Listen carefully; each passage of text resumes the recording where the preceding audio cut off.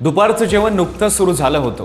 कोणी ताटावर बसलं होतं, कोणी नुकताच घास तोंडात घातला होता, कोणी बायकोला मेसेज करत होतं की जेवायला बसलोय आणि नेमक्या या क्षणी डोक्यावर संपूर्ण डोंगर कोसळावा असा प्रचंड आवाज झाला.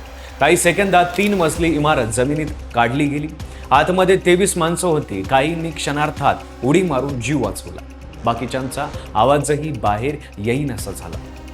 पुण्याजवळच्या मुशीत घडलेली ही घटना आता फक्त एका अपघात राहिलेली नाही, तर वर्षानुवर्ष दुर्लक्ष करत असल्याचा एक भयानक पुरावा बनला आहे. काय आहे संपूर्ण प्रकरण?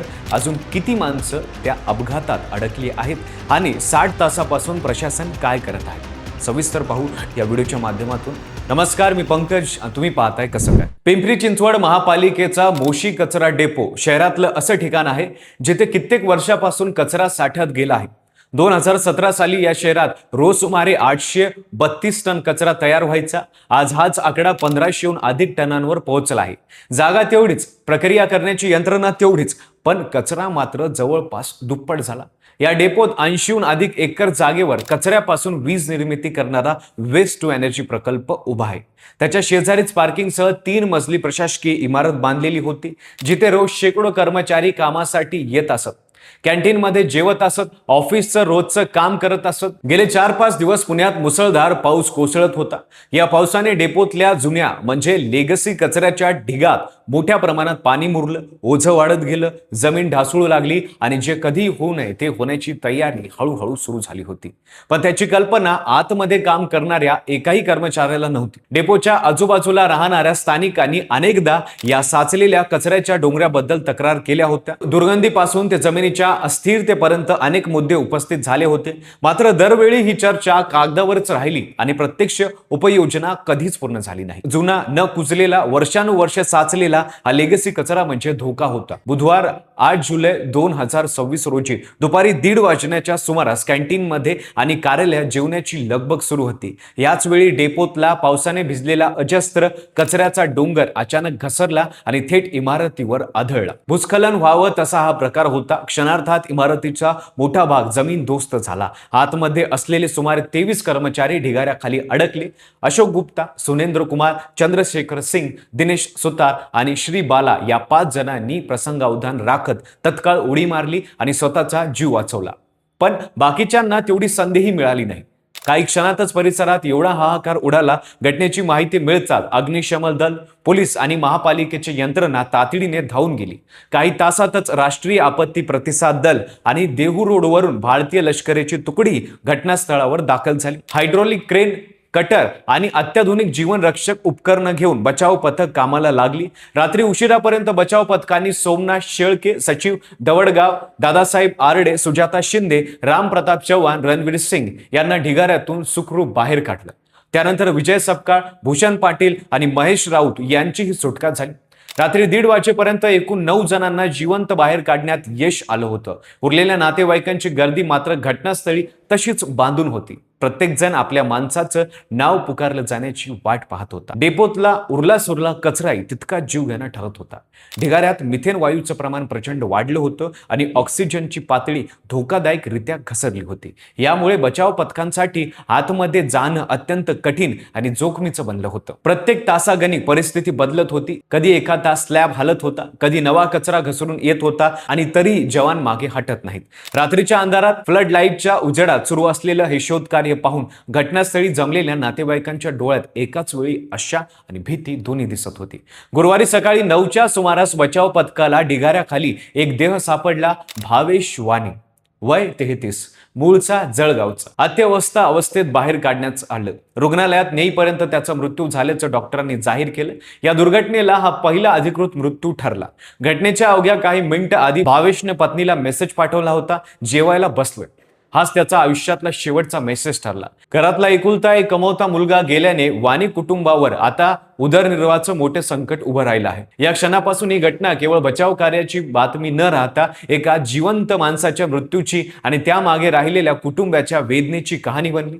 दरम्यान इमारतीची अवस्था आणखीन बिकट होत गेली. ती एका बाजूला झुकलेल्या कॅन्टीन लिव्हर स्थितीत होती, म्हणजे कोणत्याही क्षणी उरलेला भागही कोसळू शकत होता. डेपोतला साचलेला कचराही एक अतिरिक्त धोका निर्माण करत होता. तरी जवानांनी जीव धोक्यात घालून शोध कार्य सुरूच ठेवलं, कारण आतमध्ये अजूनही काही जण जिवंत असण्याची आशा प्रशासनाने सोडली नव्हती. NDRFच्या अधिकाऱ्यांनी स्पष्टपणे सांगितलं की 30 तासाहून अधिक काळ लोटला तरी नेमकं किती जण आतमध्ये आहेत हे सांगणं कठीण आहे, कारण इमारतीचा ढाचा इतका विस्कळीत झाला होता की आतला मार्ग शोधणंच अवघड होऊन बसलं. घटनेला 24, 40, 62 आणि पुढे 72 तास उलटून गेली तरी बचाव कार्य थांबलं नाही. सुरुवातीला 8 ते 10 जण अडकल्याची भीती व्यक्त होत होती. नंतरच्या अद्ययावत माहितीनुसार अजून 8 कामगार सापडण्याची शक्यता कायम होती. प्रशासनाने अत्याधुनिक हायड्रॉलिक कटर आणि क्रेनच्या मदतीने इमारतीचा दुसऱ्या मजल्याचा स्लॅब तोडून खालचा भाग मोकळा केला आणि त्यानंतर पहिल्या मजल्याच्या स्लॅबवरही तेच काम सुरू केलं. शोधकार्य अधिक अचूक व्हावं म्हणून श्वान पथकांनाही पाचारण करण्यात आलं. आपत्ती व्यवस्थापन मंत्री गिरीश महाजन यांनी स्वतः घटनास्थळी भेट देऊन आढावा घेतला. माजी खासदार प्रकाश आंबेडकर यांनीही जागेवर जाऊन पाहणी केली. उपमुख्यमंत्री सुनेत्रा अजित पवार यांनी मदत व पुनर्वसन विभागाच्या वरिष्ठ अधिकाऱ्यांशी थेट संपर्क साधून तातडीच्या सूचना दिल्या. मुख्यमंत्री देवेंद्र फडणवीस यांनी पुण्यात जाऊन संपूर्ण घटनाक्रमाचा सविस्तर आढावा घेतला आणि मृत्यूंच्या कुटुंबियांना प्रशासनाकडून सर्व आवश्यक मदत देण्याचे स्पष्ट निर्देशन दिले. त्याचबरोबर मोशीतल्या लेगसी कचऱ्यावरील बायोमायनिंग प्रक्रिया तातडीने वेगवान करण्याचे आणि रोज साचणाऱ्या सुमारे 100 टन प्रक्रिया न झालेल्या कचऱ्यावर तातडीने स्वतंत्र व्यवस्था उभारण्याचे आदेश त्यांनी दिले. या बैठकीत आमदार महेश लांडगे, महापौर रवी लांडगे, पिंपरी चिंचवडचे पोलीस आयुक्त, महापालिका आयुक्त आणि इतर वरिष्ठ अधिकारी उपस्थित होते. प्रशासनाने रात्रीपर्यंत उर्वरित बचाव कार्य पूर्ण करण्याचा प्रयत्न असल्याचं मुख्यमंत्र्यांना सांगितलं. मात्र एवढं सगळं होऊनही एक प्रश्न कायम आहे. ही परिस्थिती अचानक उद्भवली की वर्षानुवर्ष दुर्लक्ष केल्याचा हा परिणाम आहे. या दुर्घटनेनंतर कचरा व्यवस्थापन, इमारतीची सुरक्षा तपासणी आणि प्रशासकीय निष्काळजीपणा या मुद्द्यावर सर्वसामान्य नागरिकांपासून ते राजकीय वर्तुळापर्यंत सर्वत्र प्रश्न उपस्थित होत आहे. डेपो जवळ अशी इमारत उभारण्याची परवानगी कशी मिळाली? कचऱ्याच्या ढिगारी नियमित तपासणी होत होती का? आणि आधीच धोक्याची सूचना मिळाली असतानाही ठोस पावलं का उचलली गेली नाहीत? या साऱ्या प्रश्नांची उत्तर अजून समोर आलेली नाहीत. एक इमारत कोसळायला अवघी काही सेकंद पुरली, पण त्यामागे वर्षानुवर्षाचं दुर्लक्ष, साचत गेलेला कचरा आणि न पाळलेली सुरक्षा मानकं दडलेली आहेत. भावेशवाणी सारखा एक तरुण नोकरीसाठी घर सोडून आला आणि पुन्हा कधीच परत गेला नाही. अजूनही ढिगाऱ्याखाली काही कुटुंबाचे आधारस्तंभ अडकलेले आहेत आणि त्यांचे नातेवाईक फक्त एका बातमीची वाट पाहत घटनास्थळी थांबून आहेत. प्रशासन बचाव कार्य पूर्ण झाल्यावर चौकशीचं आश्वासन देतं, पण अशी आश्वासन याआधी अनेकदा दिली गेली आहेत आणि कालांतराने विसरली गेली आहेत. दरवर्षी पावसाळा येतो तेव्हा तेव्हा असे धोके नव्याने चर्चेत येतात. तात्पुरत्या उपाययोजना जाहीर होतात आणि पाऊस थांबला की सगळं पुन्हा जसेचं तसं होतं. मोशीतल्या या दुर्घटनेत मात्र एवढं स्पष्ट केलं आहे की कचऱ्याचा प्रश्न केवळ स्वच्छता किंवा पर्यावरणाचा नसून तो थेट माणसांच्या जीविताशी जोडलेला आहे. खरा प्रश्न हा आहे की पुढच्या पावसाळ्याआधी हा कचऱ्याचा डोंगर खरंच कमी होणार की पुन्हा एकदा कुणाचा तरी जीव घेतल्यावरच आपल्याला जागा येणार आहे? या घटनेबाबत तुमचं मत काय आहे ते कमेंटमध्ये नक्की सांगा. व्हिडिओ आवडला असेल तर लाईक करा. चॅनलवर नवीन असाल तर चॅनलला सबस्क्राईब करायला विसरू नका आणि पाहत राहा फक्त कसं काय.